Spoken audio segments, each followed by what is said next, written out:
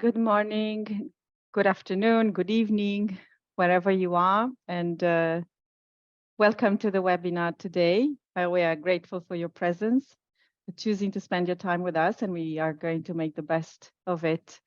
I am Mihaela Ionescu, Program Director at ISA, and I'm very excited to have the opportunity to host this discussion about an advocacy campaign that managed to put early childhood onto the national political radar. Something that I think many of us would hope to succeed in many countries around the world.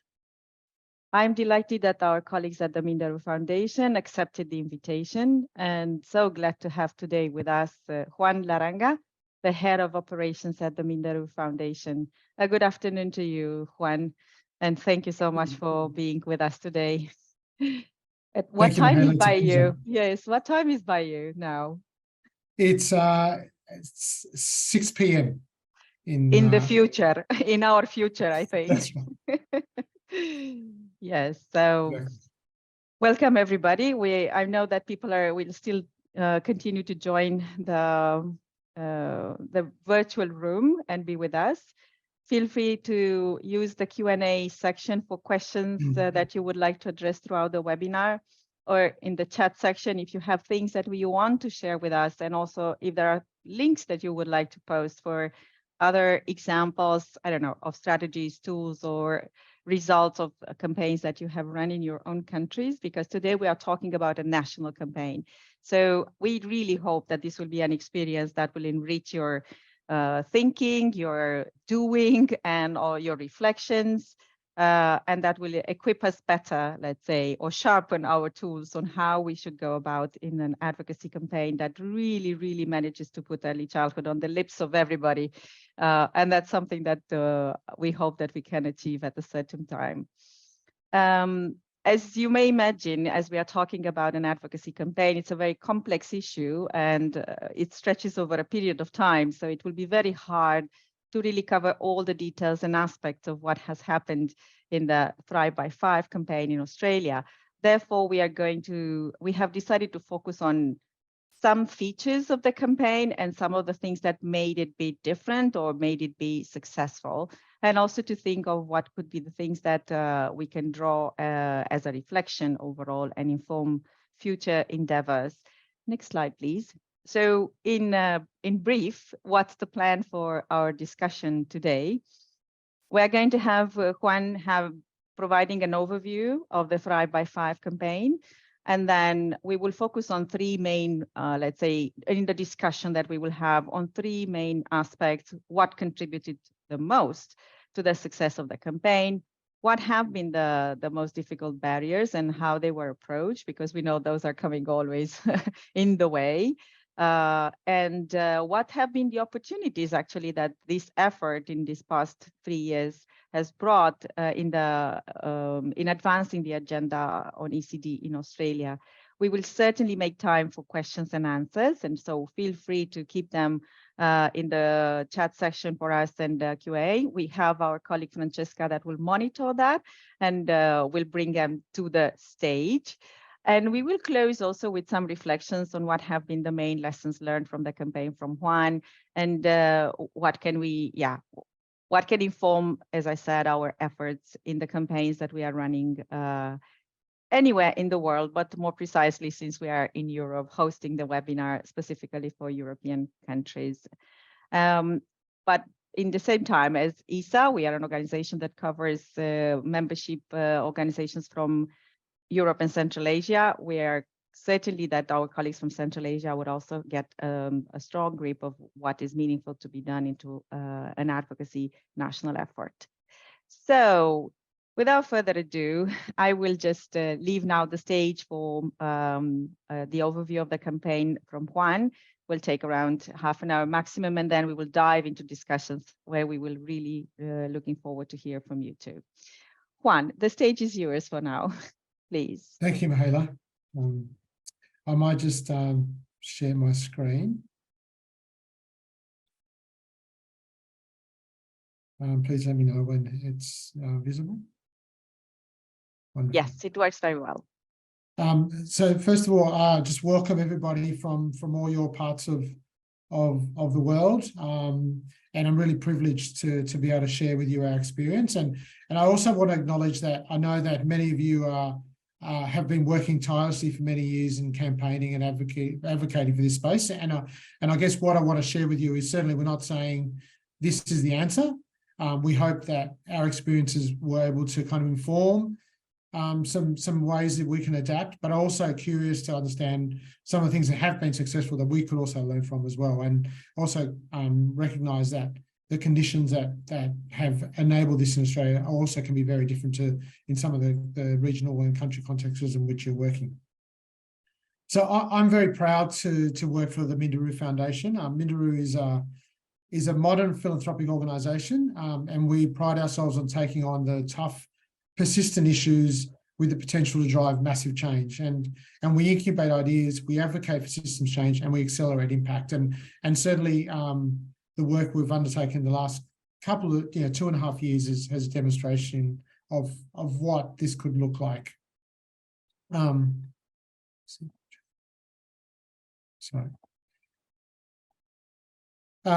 terms of our theory of change, we really, our focus is around all children having the capacity, the potential, and being equipped to thrive by the time they turn 5.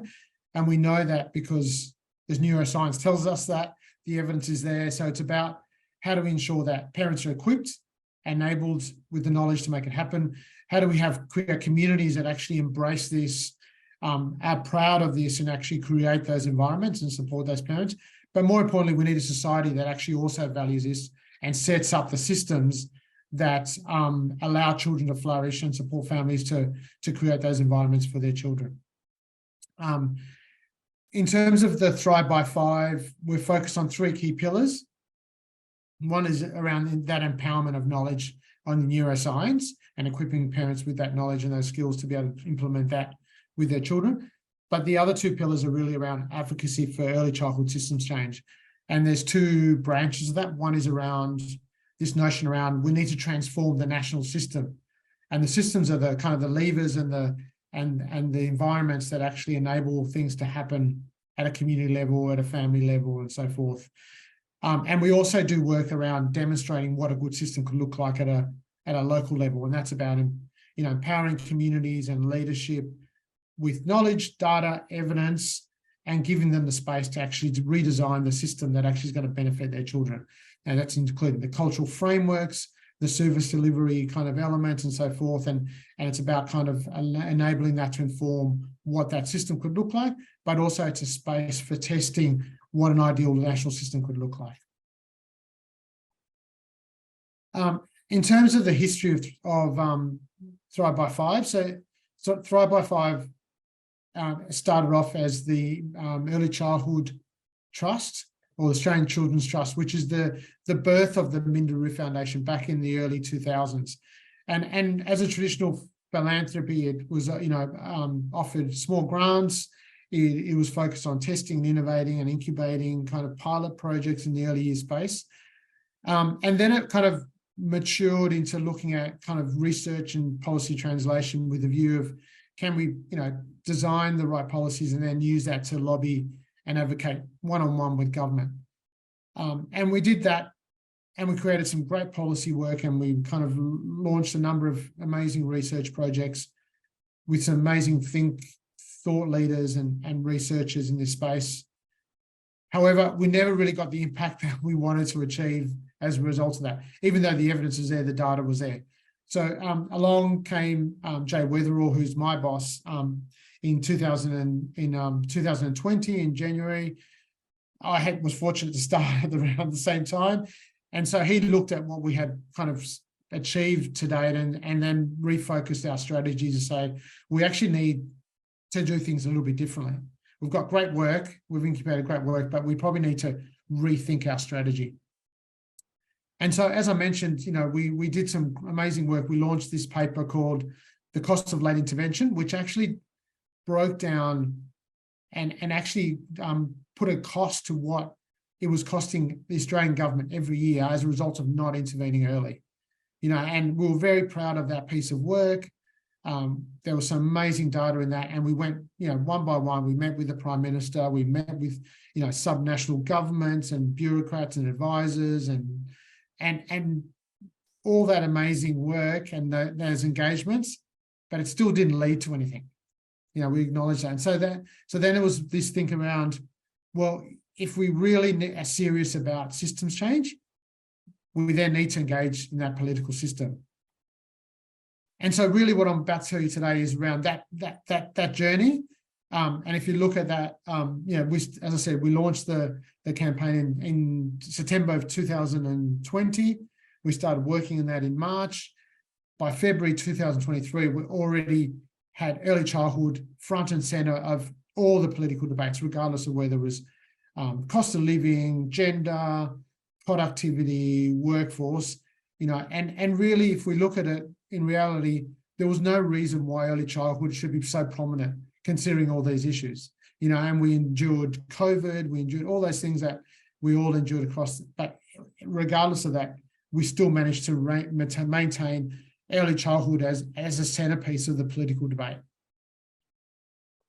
So why a campaign? And really this understanding that if we are genuine around systems change, systems and change is around the political process and influencing that political process. And so to do that well, we need to campaign.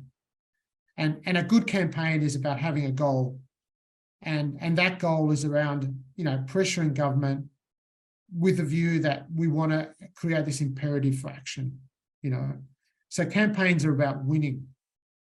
And so with that in mind, it was around crafting a strategy that actually focused around winning.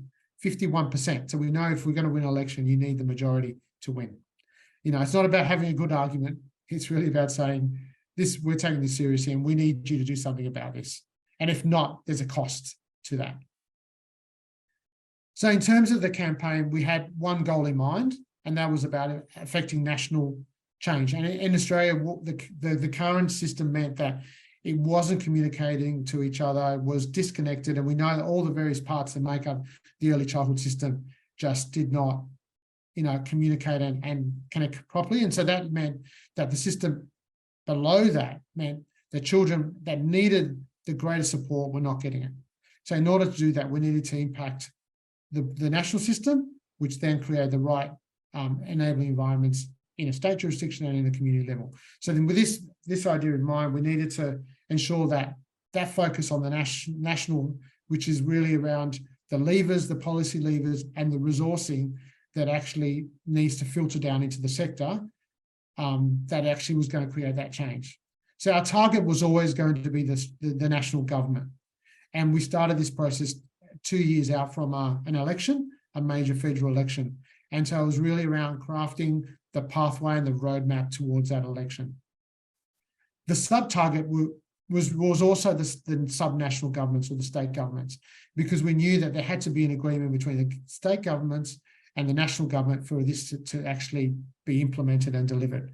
Whilst the national government had the responsibilities for the funding and the service system and the resources, it was the state governments that needed to implement that. In terms of the research, and I'll talk a little bit more about that, we kind of nailed the fact that childcare and the childcare system would actually be the backbone to this reform. Everything connected to the childcare system. And the way we orchestrated this was around all the answers would point to the childcare system. And whilst we're using the word childcare, again, I'll talk about that issue as well, because it's also devaluing the work and the profession that we know is important in this space. But there's a reason and a rationale for that. And the other key component was around this maintaining this constant pressure, the relentless pressure, regardless of the political debate. We needed to maintain that the point that the government could not breathe at any point in time without actually childcare being at the forefront of their attention. And that was important because we needed to also then craft the narratives which would align to regardless of the political debates of the moment. And that would enable us to maintain the profile of early childhood, maintain the momentum of the campaign and so forth. And the last piece, so I'm just going to move this. last premise is really around, for a campaign to be successful, you've got to have a broad coalition that's representative of all elements of the early childhood system, even though we'll focus on childcare, the child maternal health system, the child protection system, the family support system, the education system, and so forth. So all of those need to see themselves in this roadmap, even though the focus was going to be always on childcare. So that required a lot of attention, a lot of energy to build that coalition and maintain that coalition and use that coalition actually to enforce that pressure. The other key component was around the architecture of the campaign. So we had two elements. It was really around this notion around the outside track and the inside track. The outside track is really the public-facing part of our campaign, and that was essentially around, in the first instance, about highlighting the problem, and really planting out into the public realm what was the issue that we were trying to tackle and why. And that split into two elements. One is around targeting the community, parents, caregivers in the community, and using the media to do that, both earned media, paid media, and advertisements. So that public campaign was really critical to building the momentum, building the understanding, and so forth. The other key part was around bringing the sector along. So we needed to have those champions for early childhood, not necessarily just in the early childhood sector, but also in terms of business, in terms of women, in terms of researchers and policymakers and so forth, because that was really around being able to kind of leverage the various elements of the importance and the influence of early childhood across all that. So we had workforce champions, we had providers, we had unions, we had peak bodies and spokespeople. And then the other really key important part was around the designing of the blueprint of what that early childhood system could look like. And that inside track was really around having kind of leading think tanks and policy research translation institutes actually craft that, but doing that in a way that creating an environment that we're inviting political advisors, bureaucrats, decision makers, ex-politicians to all be involved in that process. So as they're crafting up, well, first of all, defining what the issues are, and then using that to craft up the ideal blueprint, they're all having a say and all having visibility of the development of that roadmap. And we know that bureaucrats, in their own interests, is actually about kind of profiling themselves. So it's important for them when they're feeding back to their ministers or their senior advisors of what is being cooked up. So they want to take those ideas on so that becomes their ideas. And so when the debate becomes a bit more public, they're actually already having a sense of what's being cooked up, and they're also ahead of the game and actually wanting to use that to devise their own policies.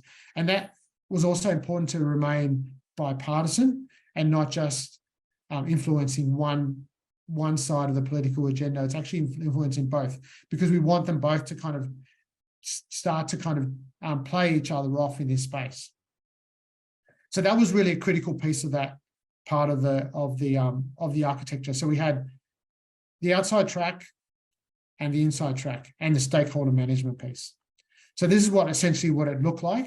So we've got the public facing part of the campaign, and then we've got strategic partnerships that sit within that. So we have a specialist communications company who are really responsible for helping draw up that strategy, focusing on the key target groups, using the public polling and research to understand the sentiment in the community and using that to craft that. We also, it was important to have key spokespeople that represented those key interest groups, and also state organisers that actually had connections that were building alliances in the sub-national components that actually feed into that national campaign.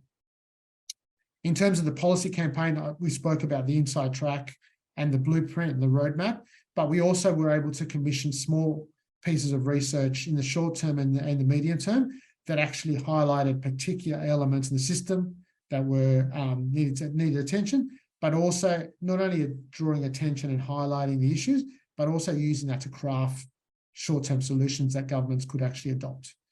And I'll talk about some of the tactics around when those released and how we released those. And the other key part was having a national independent convener that was responsible for building, maintaining those stakeholders. And that also involved a lot of kind of behind the scenes work around picking up on intelligence, on dissent, on potential splintering, and so crafting up tactics and strategies to kind of keep people who are at risk of falling off the campaign maintained. And we did that really successfully because throughout the 2.5 years, we really haven't had much opposition against the campaign. So we talk about this notion around many voices. That is somehow kind of surprising to hear. I mean, like not having opposition. That's lovely. We will have to hear more about that. Yeah, look, and I think, and that's the curious part of some of the, I mean, it appears devious because of the way we're kind of unpacking the motivations behind particular groups and particular kind of organizations, but in the interest of trying to keep them engaged and connected and their value at some point, it was important to devise those tactics. And we'll talk about a little bit about that a bit more. But really it was around the various framings that we could use to actually kind of maintain early childhood at the forefront of the political debate. But really, at the end of the day, it was really about ensuring that at all times, the solution pointed to childcare. So whether it was the importance of why it matters for children and it makes sense for children, and particularly their development in the early years, the importance of why it's important for young families who are struggling and this cost of living, whether it's issues around gender and gender equity, and in particular economic security of women in this space that are, and particularly COVID, when it was obvious that the women were most impacted by the pandemic, and obviously it made sense for the economy, so the productivity argument as well. But at each one of those narratives always pointed to the fact that early childhood and childcare in particular held the solution for those issues.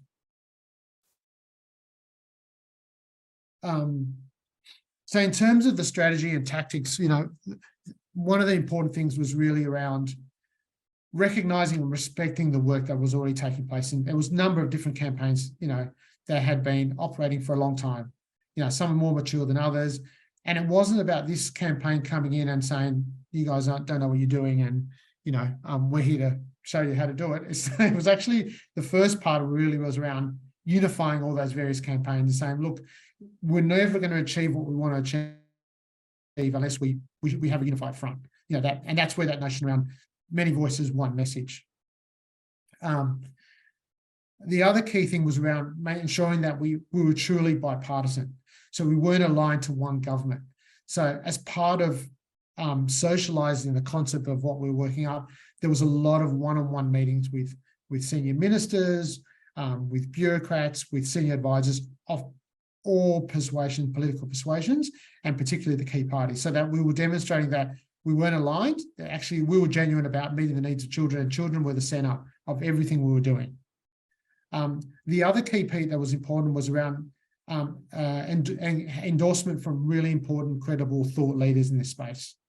And they were really critical to the recruitment of key partners, of key stakeholders, and the general public, because having these credible, recognised, respected thought leaders actually representing the interests of the campaign meant that we were going to be taken seriously, and particularly from the political leaders as well. The other key part important for this was really around having the resources, and again, we were fortunate. I mean, Minderoo contributed considerable resources, particularly around the research and the commissioning of particular pieces of research. We used polling and public research to actually understand the public sentiment, and really about crafting the language that actually we knew was going to resonate with the general public, because we needed to mobilise the general public. And that's where that concept around childcare was predominant in terms of our discourse. And it upset a lot of people, and it took a lot of work to kind of, unify the various dissenting voices, because it was considered disrespectful. It was again, the hard work that the sector was doing to try and professionalise and demonstrate the importance of the role. We were then reverting that back to childcare. But the reality was that's what everyone understood. When you mentioned childcare, everyone knew exactly what you were talking about. You know, so we had to build consensus around that language. We also commissioned pieces of research which we tied to particular events.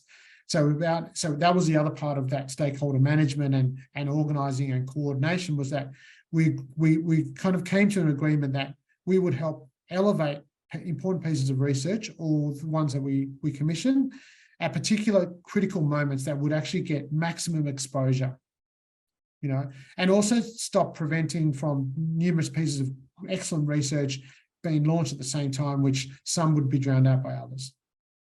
And then the other key part of it was around the earned and produced media, both social and print media, was around geo-targeting that to particular jurisdictions that we thought were going to sway public persuasion one way or another, or political interest one way or another. So that was the other piece, and that was the importance of having that strategic communications company that were expert in doing that work. And then making the campaign visible, you know, funding town halls, forums, public events around, again, other elements, so that the campaign became visible not only to the politicians, but also to the general public. So I'm just going to play a little bit around some of the impact of the messaging and the publicity and the media that we utilise, and those tactics. So we had the solutions in a policy blueprint. We had the campaign strategy.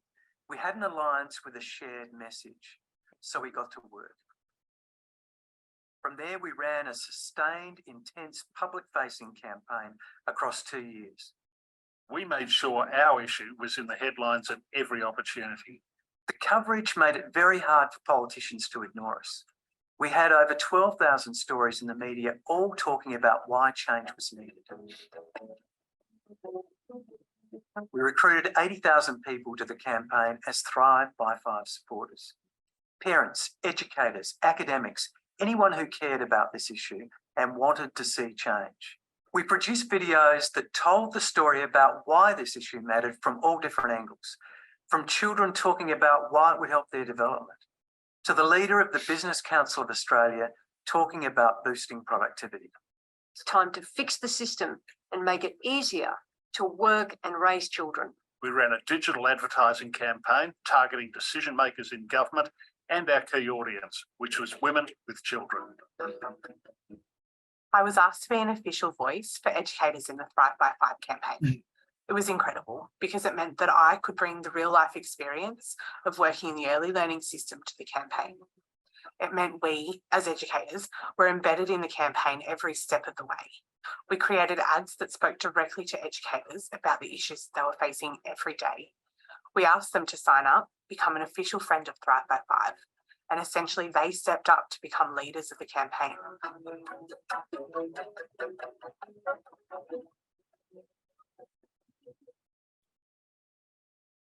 So that was just a really quick snapshot. And then this year, we were kind of looking at the reach of all our various research and messages. And that's kind of a bit of a snapshot just to give you an indication of the impact that we have achieved as a result of the various focuses on using media and publicity and advertisements to continue to generate the key messages out and maintain that sustained publicity of the early childhood and the need for this reform. So in terms of the many voices, so we're up to about 100,000 digital supporters. So we're about to have a celebration to reach that landmark, which is, you know, for Australian, the size of Australia is quite a significant number. The research tells us for a campaign to be significant enough, it needs to reach at least 40,000 supporters, and so we've managed to hit 100,000, and we've roughly got to have about 90 partners who have joined up and signed on to the campaign, and that really kind of gives you a description of the various kind of components of those partners. So it's not just the sector, but actually focusing on unions and organisations and businesses and families and so forth. So it's a broad cross section of who's who and has an interest and a responsibility in this space. And then the other key part was around, that we meet weekly. So the partners meet every week, and there's no other reason for them to remain committed to this 45 minutes. But the fact that what happens in those meetings means that people feel compelled that they have to attend. So roughly around about 45 to 50 partners attend those weekly meetings. But what happens at the meetings is what's important. We share news of what's going on. We know that various our partners are also meeting with ministers, they're meeting with bureaucrats and so forth. So they're sharing their intelligence in those conversations in these meetings. We use those meetings to also kind of unpack and understand what some of those intelligence that they're sharing actually mean. And then we take those away and we craft the tactics and inform the tactics and strategies that we want to employ over the coming week. And also it's about engaging and supporting and understanding how we can actually elevate some of the other work that some of the other partners are also doing. So together at those meetings, we are really critical because we share information, we share intelligence, we build collaborations to support other pieces of work, and then we identify pieces of work that need elevating. But we also coordinate some of those key researches or pieces of work or events so that we're constantly being unified, organised, and sophisticated around how we continue to kind of keep that, identify those pressure moments. And also where there's quiet moments, we also craft up what can we also be doing to, again, maintain that momentum. And that's when we potentially release potential reports that have been held back for moments like this, where we think there's nothing in the political arena that we can grab onto. So then we create that. And in the meantime as well, we also, as the campaign team with strategic partners, we also, ahead of that meeting, we also have a weekly meeting where we discuss the key tactics, adapt those key tactics, and also identify any other new opportunities, but also then look at kind of what is going to be important for that next weekly meeting that's going to maintain those partners engaged. And what we're hearing as well is that such is the importance of those meetings, that even those who are not completely aligned with the campaign still feel compelled, because they know that if they don't attend, they're potentially going to miss out on something which is going to benefit them, which is quite interesting as well. So the other key really critical part is around how we use evidence. So we've got the roadmap. The Starting Better is the blueprint of the ideal system that we think the government needs to adopt. And that covers, we simplify everything to about 5 key asks, 5 or 6 key asks. And so then everyone then talks to those 5 or 6 key asks. But then in between that, we start to release reports on the childcare desert, is really identifying kind of where is the real gaps in the early childhood, and how does that apply into your community or your region or your state and where you live. And so start to kind of then generate discourse and generate discussion around those gaps and what are we doing about those gaps. We also prepare using those key messages ahead of government's federal budgets or state budgets. We also produce reports, again, propelling those key messages and releasing those and creating events around that, so that we're constantly putting those ideas and stoking those fires for government. But those small short-term evidence-based reports is actually really critical about demonstrating the criticalness and the importance of early childhood in this political debate.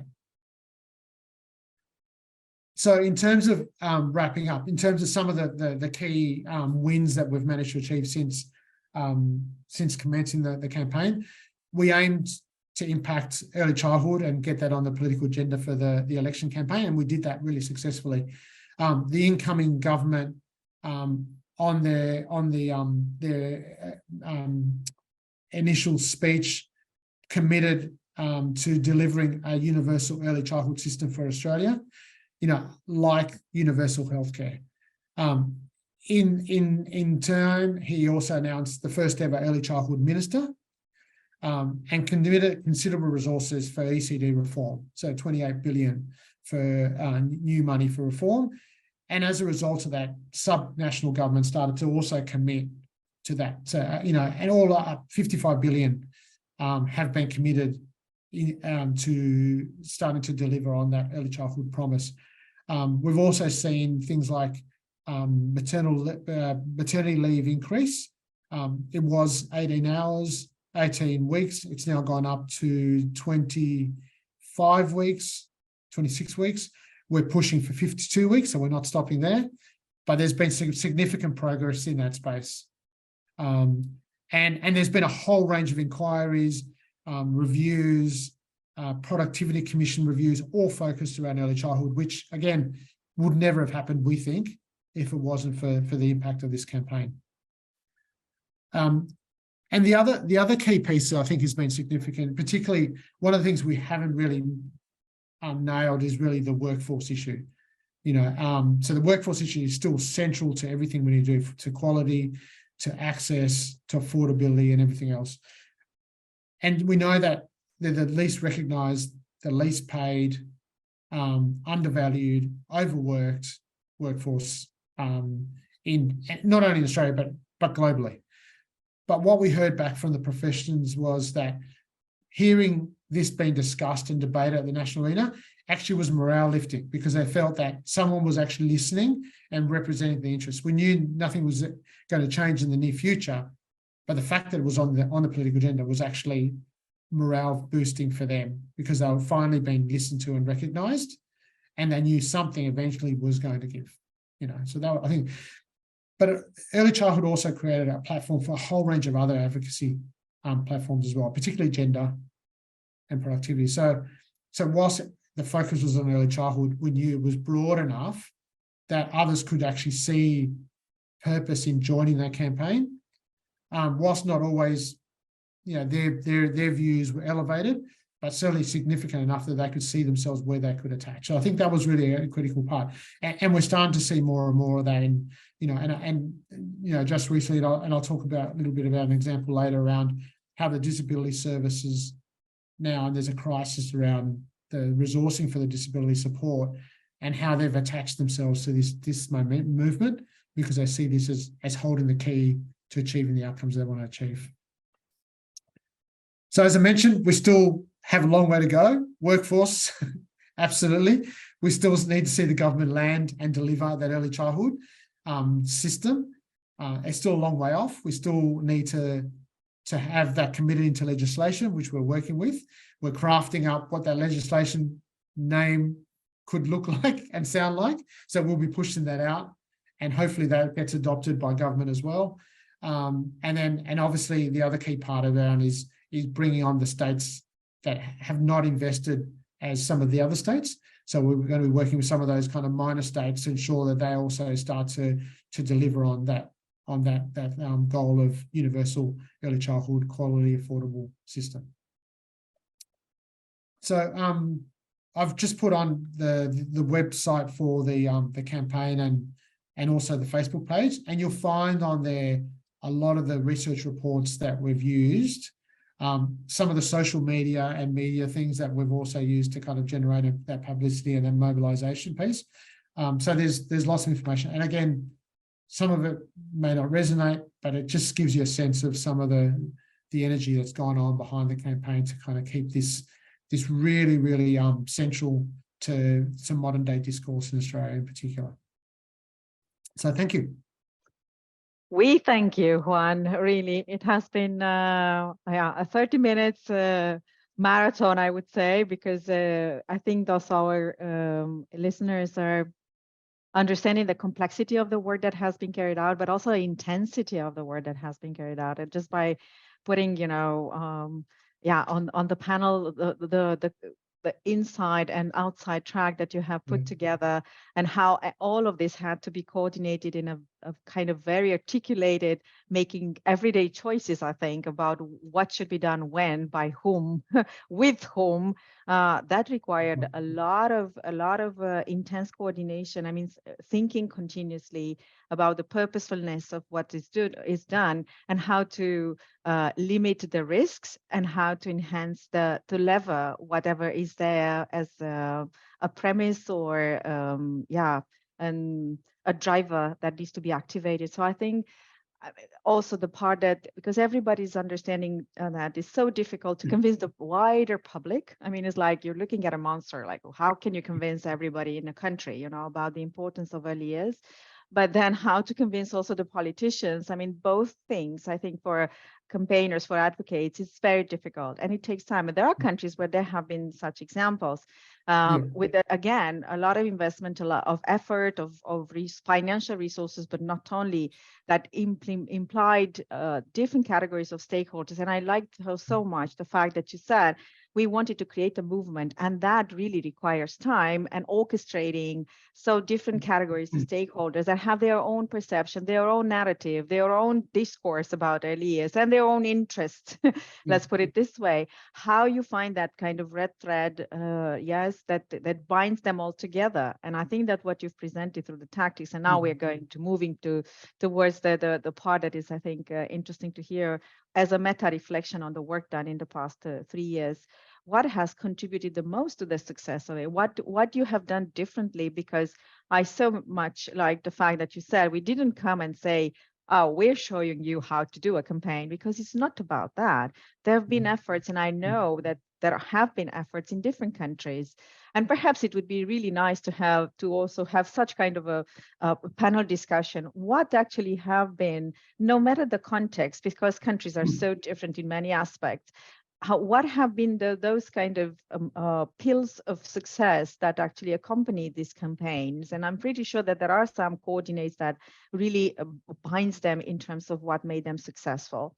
But before going into success one, and again, thank you for this wonderful overview. I think that I suppose that participants in the webinar have really understood how you have driven this campaign, you know, from the inception until the very end, and how it's still a long way to go. I wanted to ask, because you said at the beginning, and there is this discussion, continued discussion, and linked a little bit with the discourse in Europe about childcare / early childhood education and care and / early childhood development. So how we are running together with our colleagues at Eurochild and partnering with the public European, the European Public Health Alliance and Roma Education Fund and 11 national coordinators on a campaign on early childhood development. The problem that we see is that, and you said also that, people feel that they are part of a system. They are bond, yes, because of being part of this system that works for children and with their families and caregivers. So how we can build that narrative. And you said we are for the reform of the early childhood development system, but you did focus on childcare and you used childcare. Could you say a little bit more? Why was this decision? What I understand it was a strategic choice, but I think it's important for all the others building their tactics or strategy on how they should approach, so that we still go towards the main goal and we still can achieve it. If this was going towards that thinking also by making that choice. Yes.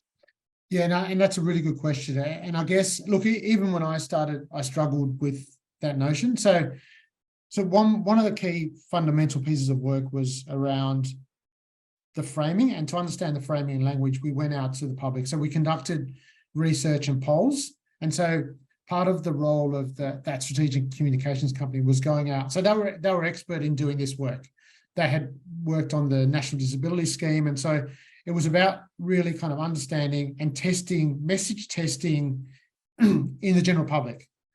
Because in order for us to achieve, and this is where, again, it creates some tension, was in order for us to achieve change, particularly for the most vulnerable, we need to mobilize the mainstream public. Because it's not until the mainstream public actually feel that they've got something to lose by not being involved that they actually get involved.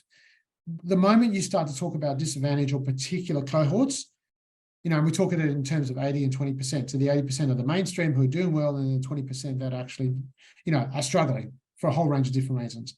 But the moment you start to talk about the 20% and disadvantage, which is absolutely our focus, unfortunately, we lose the majority. So if we're going to create, so again, it all comes down to votes and winning. So the local member, the candidates are going to listen to what their constituents feel are going to vote them in. So we need to learn the language and understand what's actually going to impact the majority. And so in order to do that, we needed to test the messages. So we developed a whole range of messages. We went out and tested that. And as a result of that, we crafted what was the language that was actually going to be resonating, not only for the general public, but also the key decision makers and bureaucrats. And that's where that notion around childcare was really clear, that if we talked about early learning, if we talked about quality early learning, if we mentioned ECD, different, kindy, everyone had different understandings of that space. And depending on what part of the sector you came from, it was your interpretation. So that was really clear. So we had to use that evidence of that research to say, I get what you're saying, and we don't want to be disrespectful, but this is the reason why we're doing this. And then we also had to have, like I said, individual meetings with certain, powerful organizations and thought leaders to bring them on board to say, look, I absolutely understand why you're upset, but we need you to hang in here for this reason. And once it started to mobilize and generate and have that impact, then people felt a lot more comfortable with that. So that was really important. The other key part was around the branding, because everyone has their own interests, their personal interests. And so if it was Minderoo saying, we're going to lead this campaign, and Minderoo being the spokespeople for all the sector, you automatically start to lose, people. So we needed an independent, neutral brand that everyone could identify with and engage with. Still represent your organisation and your organisation interests, but it's actually about this unique brand and movement that actually everyone catalysed behind. So that was really important. And that was also problematic for us, because our founders wanted to make sure that our brand was front and centre, which is great. And I said, well, we didn't actually need that, because I think it's really, if we're serious about creating impact for children, and in order to mobilise the constituents and the key people that are actually trusted and recognised and respected in the space, we need for them to hook themselves onto something that everyone felt comfortable doing. So that was a really important piece as well.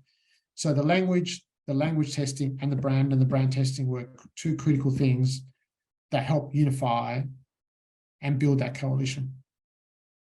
So the main purpose was actually to, you chose the childcare as a very strong entry point for actually delivering further the messages that you were very intentional about. Okay, Juan, we will, I just want to tell our colleagues that are already putting some questions, very interesting one in their chat section or on the QA. We are going to get back to them in a short while. So coming back and having this meta reflection in your understanding and on Minderoo's understanding, also looking back, and I suppose there has been such kind of reflective exercise throughout the entire process, learning from it. What do you think that mattered the most? What made this campaign different from the others that have happened?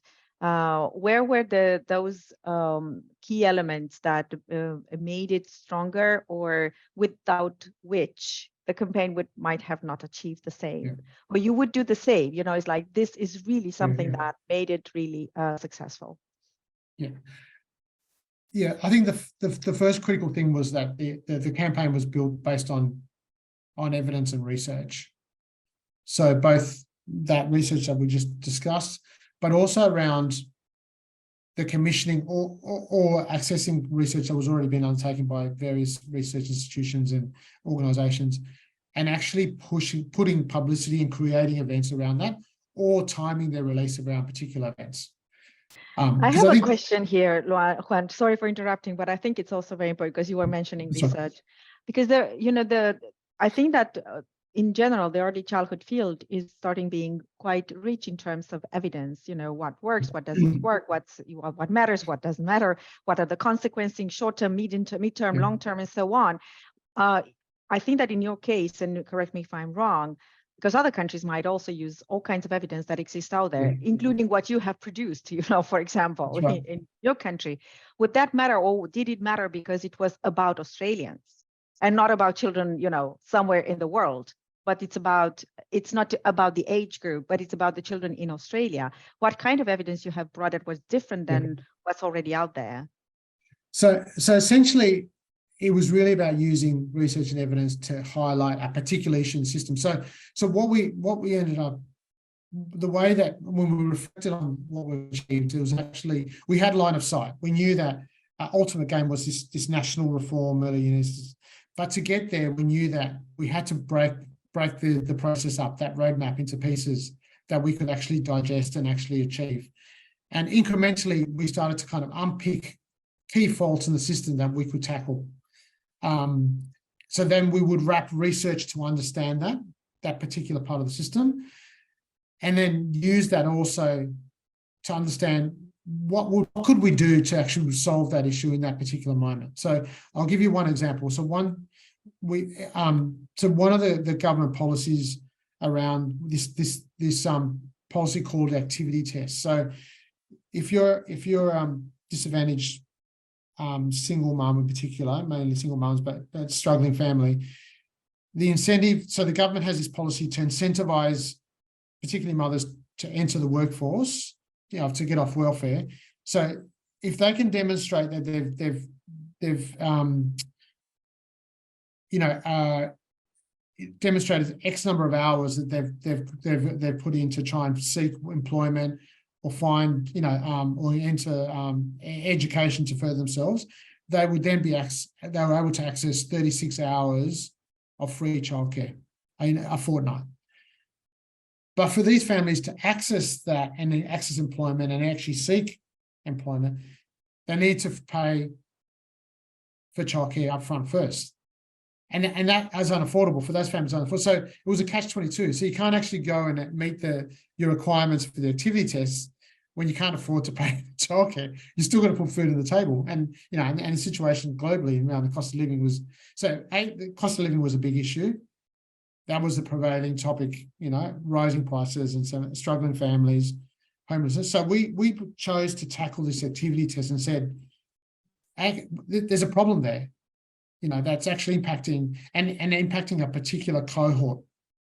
So we commissioned a piece of research to unpack that activity test, because we felt, and hearing from experts in the field, that it was an unfair policy that actually wasn't achieving what it was set to achieve, and it was actually further disadvantaging the disadvantaged. So that piece of research took 3 months. But what it demonstrated was that if we were to stop that policy, switch that policy off, it would actually generate $4.4 billion of additional GDP per annum. It would only cost the government $1.37 million to implement, but it would lead to 166,000 children accessing high quality early learning. Not to mention the number of mothers and particularly families accessing employment. So that piece of paper in itself, and then we generated a range of info. We created social media, and you'll see them on the Facebook. And we used the First Nations community because they were the ones impacted the most in this instance. Well, they weren't, but they were one of the ones impacted the most. And also the First Nation issue was topical at the moment. So we used activity tests, cost of living, First Nations voice, and this policy to actually push that out. And then it wasn't the campaign speaking on behalf of the activity test.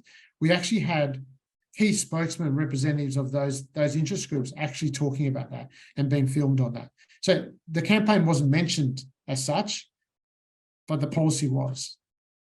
And then we crafted it to be released around, we knew that the government starts to build and put the budget together for release around about March.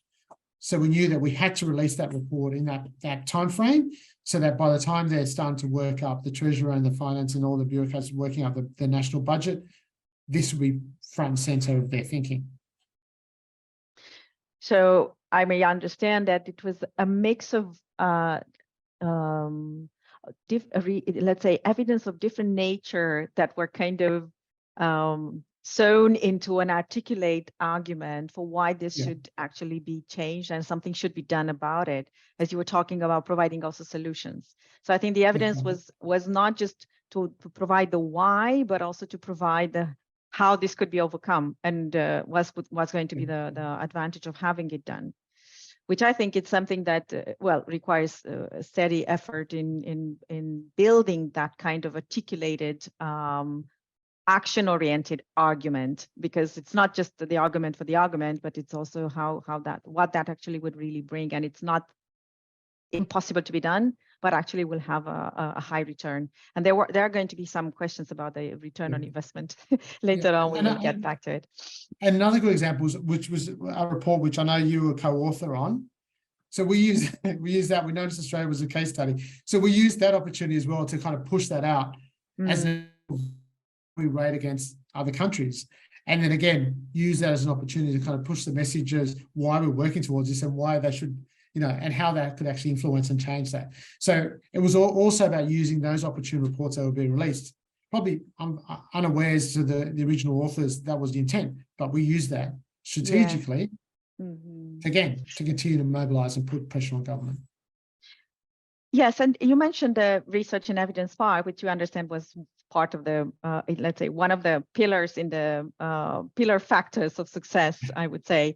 Besides that, what else would you mention as being really so important that made a difference in this campaign? Yeah, I would say, honestly, by listening to you, and I don't know, perhaps the others would agree also, nothing was random. I mean, everything was kind of surgically thought how it should be placed, where it should be placed, and how it would build into something that has, an engine, that kind of adds gears and gears and gears in different places so that it really resonates into a movement. So I think everything was so well thought. So that's something that really amazed me in the way that the whole campaign has been orchestrated, because it really sounds like a huge orchestra that has been put up. Yes. So please go ahead. Yeah, and you're right. And the engine room of the campaign was really around those strategic partnerships, particularly the Strategic Communications Company. The other key part was around, because of that broad coalition, we were actually able to access a level of intelligence that was happening within government that we could use against them. So we were getting fed bits and pieces of information constantly from various sections and sectors, as well as from those one-on-one meetings and those trusted relationships that the campaign did develop with the incoming government and the state government. So we're actually, they were offering up little bits of information that we then used to develop those tactics and kind of further the campaign. So it's also about the importance of the quality of the partnerships that were engaged in the campaign that actually were feeding in that bits of information. Use that to again, that engine coming together on a weekly basis, crafting up those tactics.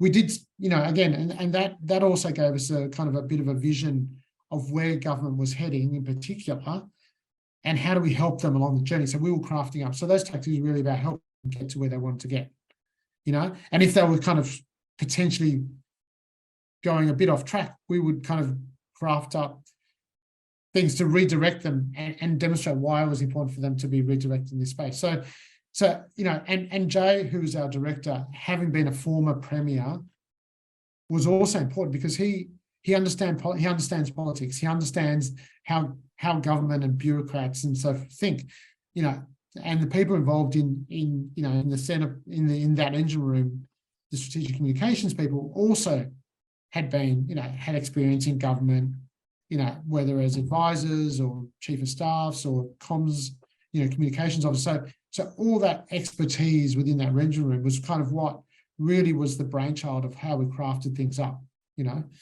and then it was really also about listening. We had to listen. It was important that, keeping our ears out, because other things would emerge that we probably didn't expect or anticipate. And then we would take that in and go, oh, we haven't thought about that. What else do we need to know? So then we would follow those leads. So it was always important that we followed every single lead. So nothing went uncovered. Yes, it did. It seems so. But I was wondering, because I know that, countries have different political systems also. But anyway, either is a bipartisan, a multi-partisan, and so on. But I think that the question I was struggling with, do we want the early childhood to be the common denominator, or do we want just to have it on their agenda and they might discuss, be a competition in the way that they try to address it. What is your strategy around this? Did you want that it's on their agenda and they address it, be that in the next elections one or the others will win? Or did you want that both, whatever, who's going to win, and they will have perhaps distinct agenda on other issues, but this one, they will keep it, in the same, address it nevertheless in the same way, because you had the research, you had the expertise on how the problems, should be addressed. I don't know how, if you have any answer to that question, I mean, honestly. That's a hard one as well, because look, early childhood was the common denominator, because it was the thing that everything could attach to.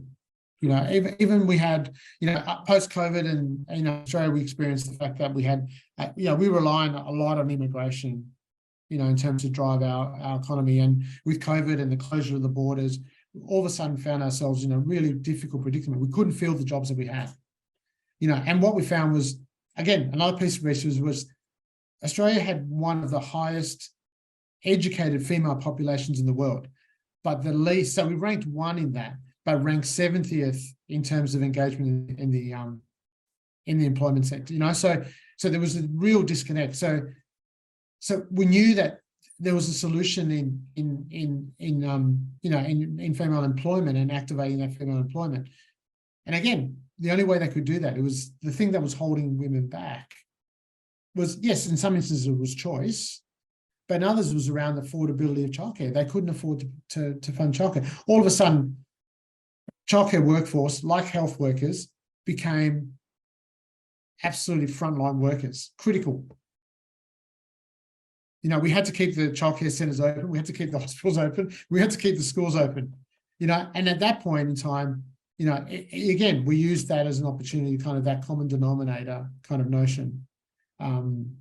So it was really around how we could pivot, those 4 key narratives, and at every single moment we could direct and point childcare being the solution to all that, but never forgetting, that at the end of the day, children were the center of what we're trying to achieve, the quality of the environment, the future generations, and prosperity of this country, and other countries as well see early childhood as really the solution to addressing a lot of the key issues, whether it's poverty, whether it's high levels of mental health and chronic disease.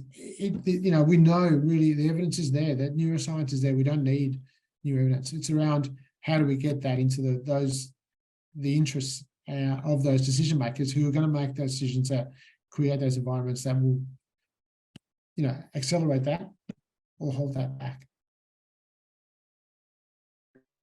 Thank you, Juan. Let's move and one more package of questions regarding the barriers, and then we will dive into the questions from our colleagues, and which I said were quite interesting, and I'm pretty sure that you would also love to hear about them.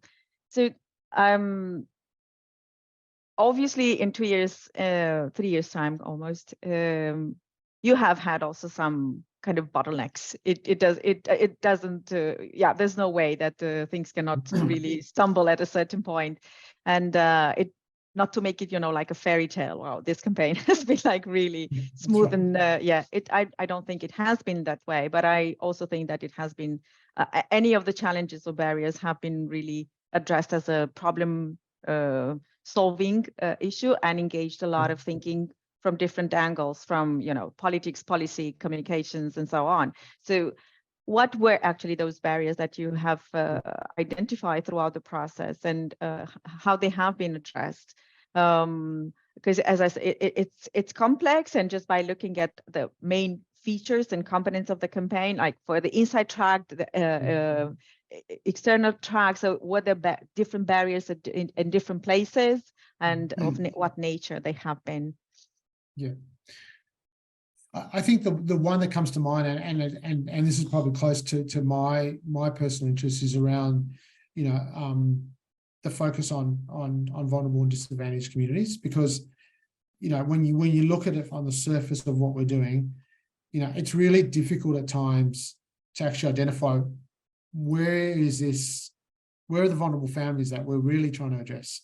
How is this universal system going to impact? We know that in generally when we talk about universal system, and that's another piece, is the framing piece, which I'll talk to now as well, is that first of all, you know, the universal system is really around every child, but we know that vulnerable and disadvantaged communities actually need more than mainstream.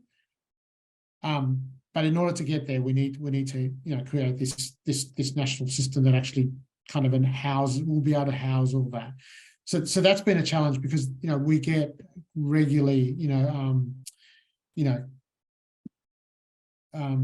feedback that, you know, where are the vulnerable families in this? You know, what are you doing for Indigenous and First Nation children? You know, where's this, you know, children in the child protection system sit in this? How are they going to benefit from this?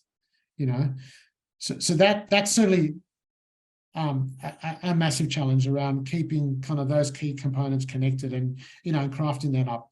The other piece is around, you know, we know that childcare is one piece of the ACD ecosystem, you know.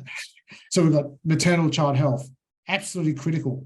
You know, that preconception period to birth, you know, the first trimester is absolutely essential to the child's future prospects, you know, and how they're healthy in utero and the, you know, the impact of trauma and everything else that happens in that space. How is that connected to the campaign? How do we maintain that connection? How do we see those parts of the system actually benefiting from that?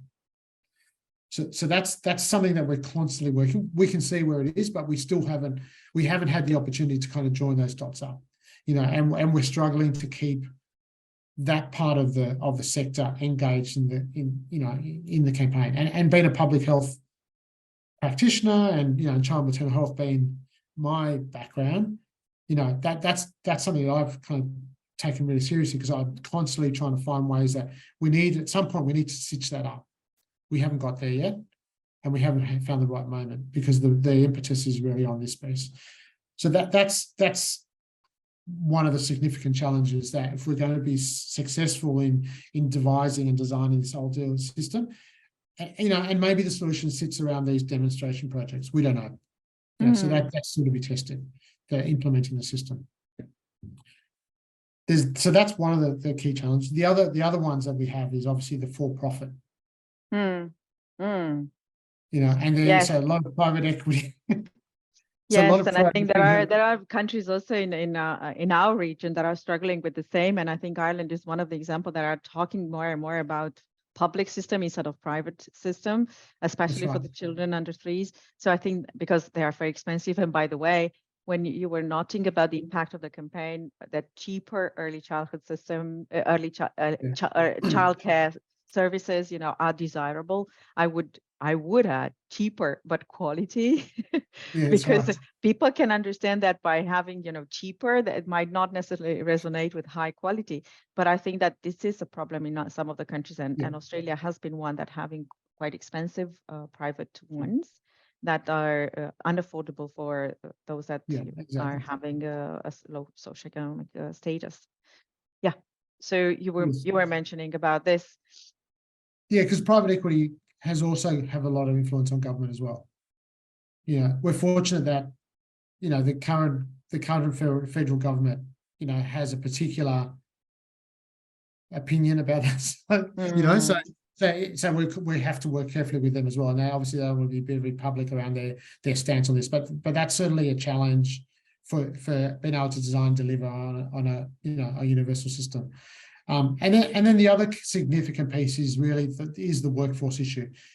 We could create this universal system and have it free and affordable to everybody, but the demand then needs the workforce and the quality workforce and the recognised and professional workforce to go along with that. So that's a significant, and I know that's not just an Australian problem. It's a global problem. You know, that we need to elevate and recognise the importance of this workforce. You know, we endear them with our most precious children in the most critical part of their development, yet we don't recognise that piece of work, you know. And certainly that's a real kind of next big challenge around how do we tackle that.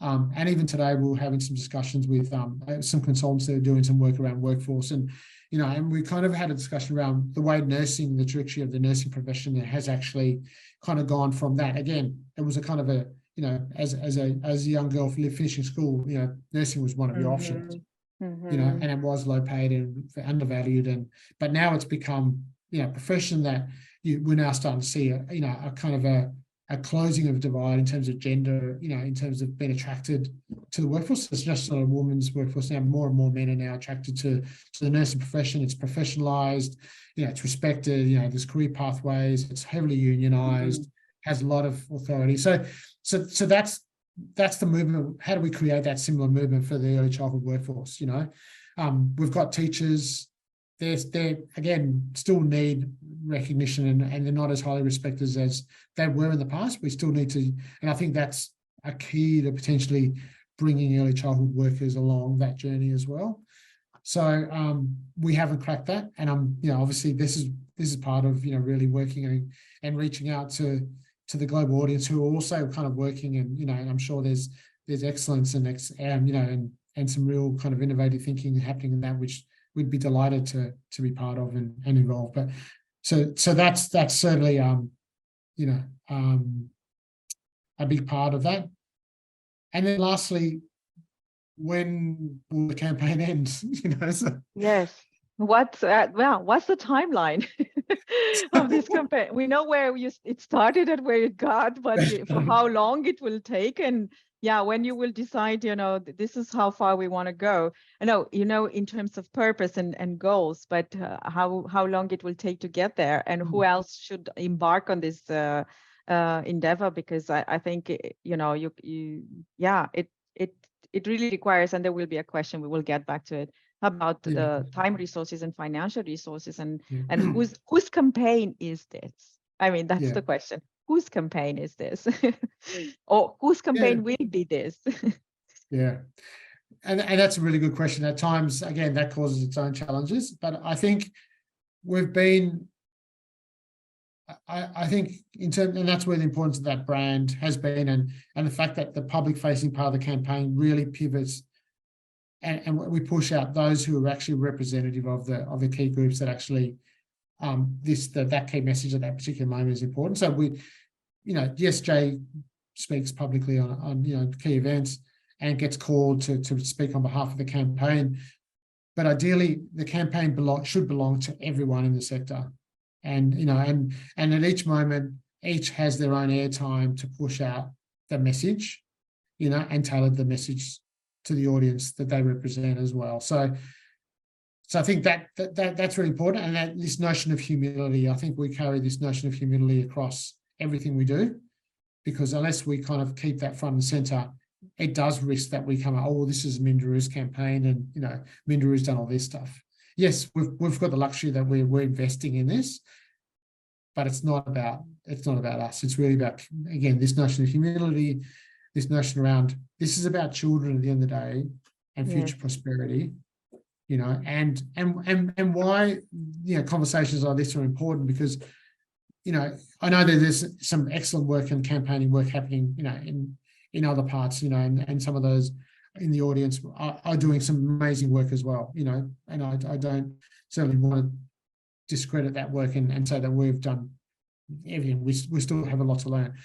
But certainly, if we can catalyse these type of movements across the globe, we'll start to all of a sudden see this impact, greater numbers of children, and that's the purpose behind what we're trying to do. And certainly, front end of Nicola, who's our co-chair, her vision is, yes, children as a starting point, but can we do this, and can we scale up this methodology and tailor it for a particular jurisdiction, so other children can also benefit from this,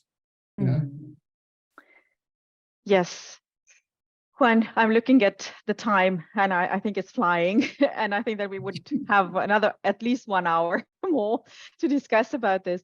However, I'm quite mindful and appreciate a lot the questions that our colleagues have put. And I would now invite Francesca just to share some of these questions with us. I think that some were referring to the economic feasibility of the campaign, of the KPIs in the campaign, the market research, and the issues related to quality. So I think this would be also interesting to hear your thoughts from our colleagues. Please, Francesca. Yes, first of all, Juan, thank you so much. We received so many congratulations in the chat, so I just want to share with you. Everybody is really impressed by your work in Australia. So I just share some questions. So first one, some colleagues want to learn more about the economic feasibility of the TB5 campaign, and especially if you can tell a little bit about the human financial resources, the timeline. You already addressed this, but also it was interesting for some to know from the planning to the implementation, how long it takes, etc. Yeah. And I guess that's the magic question, is around what were the right conditions that have enabled this to take place. And I think the timing was, again, circumstantial with Jay coming on board and having this idea in mind. You know, the outlook to an emerging election, you know, 2 years down the track, and seeking that as an opportunity. The resources have been significant. So we've committed, so just to give you a sense of the investment, both in terms of partnerships and internal team, because we also have internal comms and legal, and we're constantly, you know, the tension between, you know, our charitable status and politicking has always been, you know, treading a fine line. But essentially we invest about 5 million Australian dollars per annum. We have over the last 2.5 years, you know, but in terms of the return, you know, at the moment it's roughly around 55 billion that's committed over the next 10 years. So we know that's locked in. We need to lock it into legislation so that's future-proofed. So that certainly needs to happen, and that's our goal for this coming year, is to lock that legislation in. That legislation has to be aligned with the blueprint and the roadmap that we ideally want. And, you know, again, we're fortunate that the Minderoo Foundation, you know, has significant resources to invest. You know, we still have to justify the investment, and we have to be frugal and show that we're actually, you know, expending, you know, and maximizing every single dollar. So we get questioned and we get scrutinized constantly for our expenditure.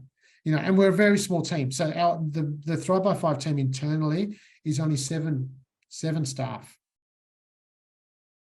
You know, but it's the importance of those partners, those strategic partners, that they're the experts that enable this to happen. You know, so the communications company. Yeah, I think you're like the small, like a director film, you know, team, like in the campaign, the 7 people, because what you've explained is just, as I said, coordinating the relationship with so many other different types of stakeholders, and commissioning different types of work that has to be done so that it counsels the team on which strategy or which tactics should adopt ahead for the period, knowing the context politically wise, but also media wise, events wise, and so on. Like, what are the dynamics in the field which are not strictly and solely related to early childhood? Because I think that was one of the strategies that I think it was so important, linking the early childhood issues with other aspects, societal aspects that would bring an audience in and support us for the issue. Yeah, and what we can't quantify is the in-kind hours that a lot of the partners contribute, like the amount of in-kind hours that the 90 odd partners put into this week in, week out. You know, that's not quantifiable. You know, so we haven't looked at their time that they invest in this, and you know, and that's because they see this as really important. So we have to recognize that as well, and I think that's how serious everyone takes this, is that they're willing to commit every week, share pieces of information, share intelligence, you know, and in the interest of advancing this for children. So I think that's that's what's really inspirational, I think, for us as well, is that, and some of those are small organizations, some are much bigger. But yeah, they're committed to this, and I think, that's what's really kind of also motivates and drives us as a team, and why this is actually matters. And look, and I've had my moments as well where I'm thinking, like I said, particularly around when are we going to start to see change for vulnerable and disadvantaged communities?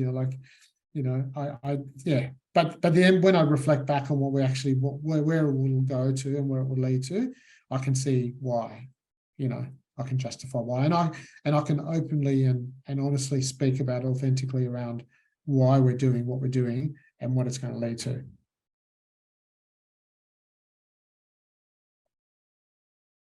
Great.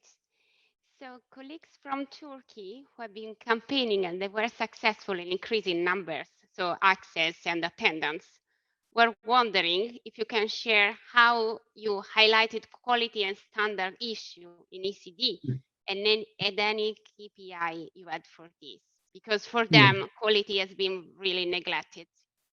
Yeah, and look, and similarly here in Australia, so one of the challenges is around, because of the demand far exceeds the supply, and particularly when we go further rural, remote, where a lot of the small services are struggling, they're not able to meet the needs, for families.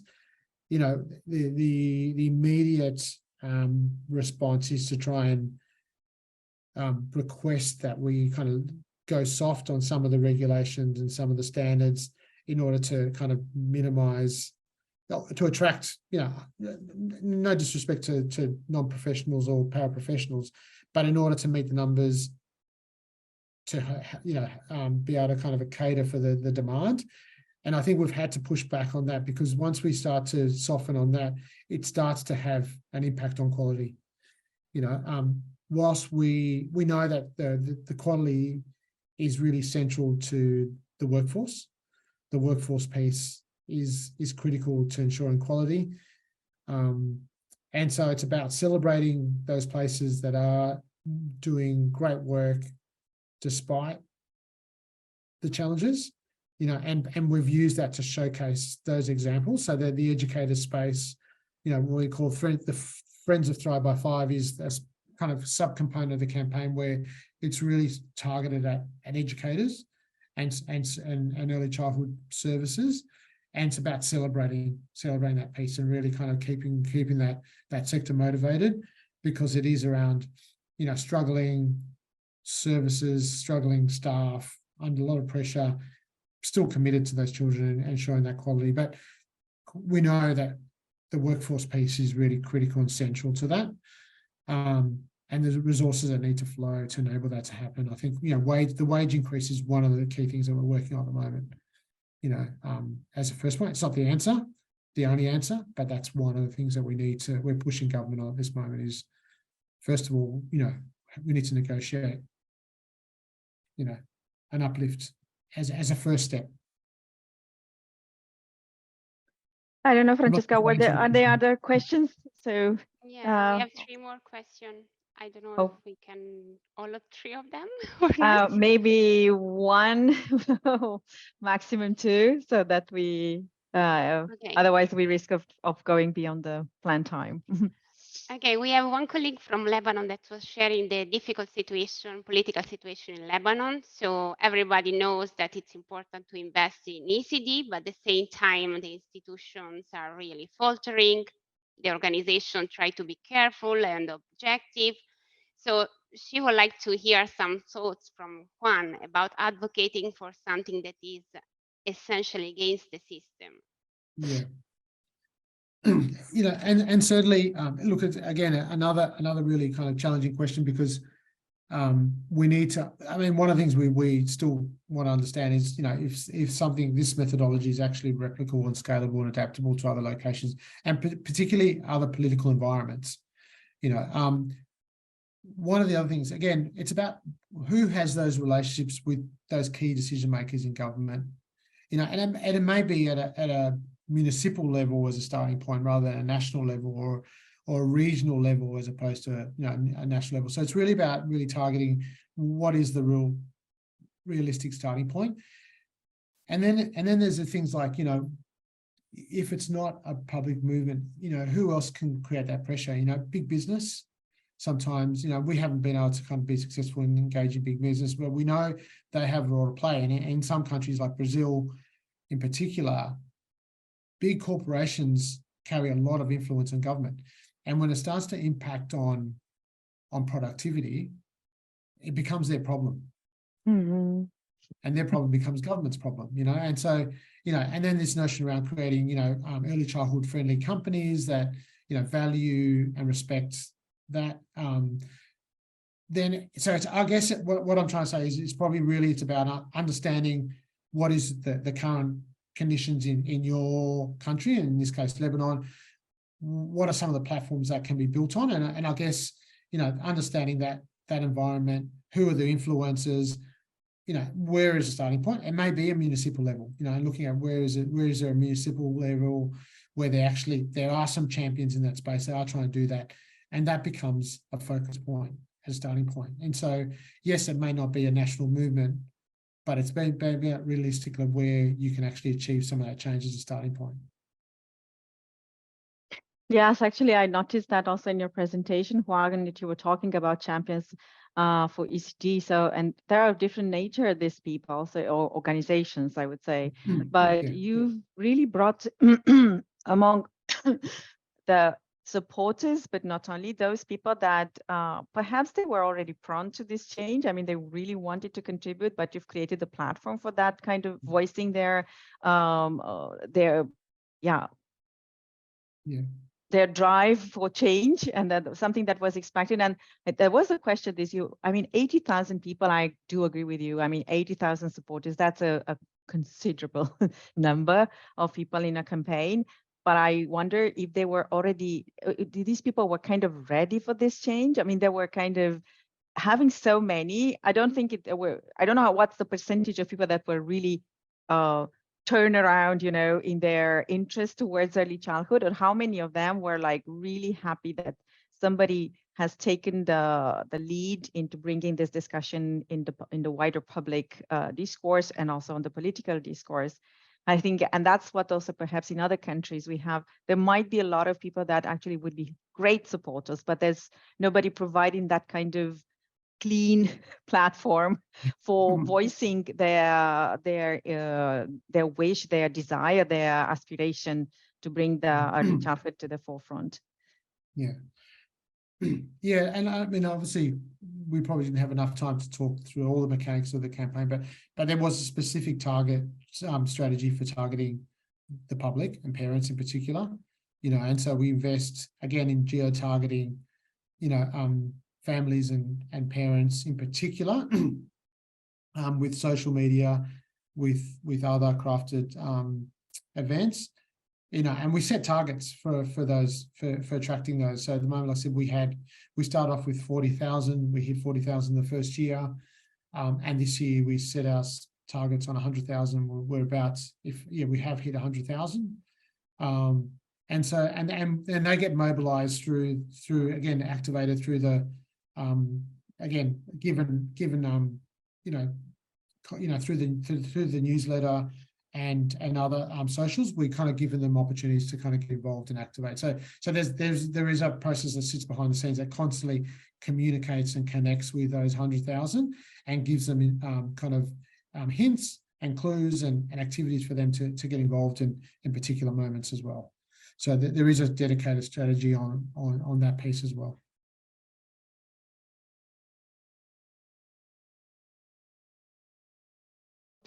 I'm afraid that we will not have more time for questions and answers. Maybe there will be another occasion where we will continue the discussion and also perhaps in another format.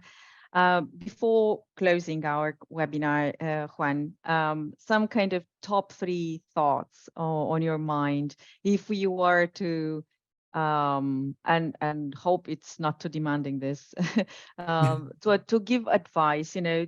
We have also today with us some of the colleagues that are involved in national campaigns. Either they have done some, either they are currently, or maybe there are some that are struggling, grappling with the idea of how they can orchestrate such a campaign. what would be your kind of top advices? That's something that you have learned. Top 3 advices, let's say, that you would have for them, if possible. If not, it doesn't matter, Sure. like first one, the most Absolutely. important one. It's just things that you really think that it would matter a lot in looking back at what has been done in your campaign. Look, and I'm no expert by any means. I've been learning on this journey as well. So I I'm think only everybody's learning this. Yes. So I'm only sharing what I've learned. But certainly around the importance of how you use media and link that to evidence report and research. I think that's been really critical. And understanding how that works. I think that's central to that. And having someone that actually understands and is an expert in how to use media effectively and strategically, I think has been really, really critical. Certainly that. Really, and the other key part is around understanding what the conditions are for this type of work. I think to say that we're going to roll out a campaign everywhere is unrealistic. And it's really about understanding what are the right conditions for and where, for whom will this work. And I think, and I know that for many of you in the audience, you're already doing this work, so you understand your jurisdiction and your community and kind of the influences that can create. So it's really about kind of, part of the launch pad for this was really around understanding kind of what is the circumstances that we're currently experiencing, and unpacking that, and then saying, well, if this is everything that's wrong, how do we understand what it is that we need to fix it, and where do we start? So that, and that report around the 15.5 billion that's been wasted every year by government was really kind of, even though we undertook that research 2 years earlier before the campaign started, it hadn't been used in a way that could have been used. And so unpacking that piece of work and saying, well, this actually holds the answer of what we're doing wrong. And it's about unpacking that and saying, well, if we do, what are the things that, and then understanding and simplifying in a way that we don't overcomplicate things, and it may be disrespectful to researchers and research and policy experts, but at the end of the day, it's about simplifying in a way that it's pragmatic and it's practical, and the majority will understand. Yes, it matters, to whom we are talking and who's your target audience. I think tailoring this kind of communication with who's the messenger, what is the message, and who's going to receive that message. These are key elements in the equation that really help to tune the type of communication that is carried out. Well, I think that we're closing our webinar today, and I hope that all colleagues who have joined us today agree that we would have wanted to have more time, but hopefully more information they will be able to also find on the website. I think we shared the website of the Thrive by 5 campaign, and we really invite you all to go there and to look at lots of the information that has been shared today is detailed in on the website. But before leaving, because we've had this tremendous interest in learning from the campaign, Thrive by 5 campaign in Australia, also due to the campaign we're leading at the European level together with our colleagues from Eurochild. And this is the website where you can also find a lot of our actions, advocacy efforts, the type of evidence we've developed, how it has been targeted in different events, because that's what we are also trying to do in our advocacy strategy. Of course, the context is different as we are talking about the regional campaign than from a country level campaign. But I think that for the colleagues that we have 11 countries involved, and you will find them also on the website who are those countries. Learning from the national level campaign you have run, Juan and Minderoo, together with colleagues across Australia, I think it does make a difference to understand the complexity of it and how it is not a job that it's not an added on job. Is it right, Juan? It's like you really need to dedicate. It's not part-time job. It's not that you do it once a month or a part of the job in one time. It's really requiring dedicated time, and that is obviously something that all of us will have to decide and understand when we are embarking in a campaign. what we have done in the campaign, our campaign, so to call our campaign, and we are striving, is the same as you were mentioning. We started talking about early childhood development for all children, and we are driving the discussion towards more attention to be paid to the vulnerable, because the campaign, that's what is it about. And while I would say in our region, the early childhood education and care is quite visible in terms of the political and policy discourse, not perhaps at the country level, but at the European level, yes, I think that there's been quite some visibility given through different initiatives. At the country level, these are not the same. I mean, it's still a lot of work to be done to be put there on the agenda. And I think your campaign has just shown how much it takes to get there, but also how many levers have to be activated and mobilized in the whole mechanism. But I have to say that the national coordinators that we have, 11 of them, they are actually leading national alliances. So we, to a certain extent, we follow the pattern, the advocacy strategy pattern that you have displayed today. But obviously, it requires a more complex communication and a communication strategy. So I think that which requires also time and resources, financial resources, but I think they do matter a lot. And in that, we've tried as much as possible to be present with our policy reactions to different initiatives at the European level and our colleagues at the national level. And through the national alliances, some of them have really made significant steps ahead, either in putting the comprehensiveness of the system, because that's some of the countries are aiming for that, how they can bring not the early childcare on the agenda, but how they can bring the ECD. Or the coordination across sectors, as you were saying, how everybody's part of a system that serves and works for and with the children and caregivers. Well, we also have the same question, for how long we will have this campaign. And I think it's not very clear also how much we can invest in it, but we definitely think that is something that has to stay in our plans for the next years, as new elections are ahead of us in Europe in terms of the Parliament and the European Commission.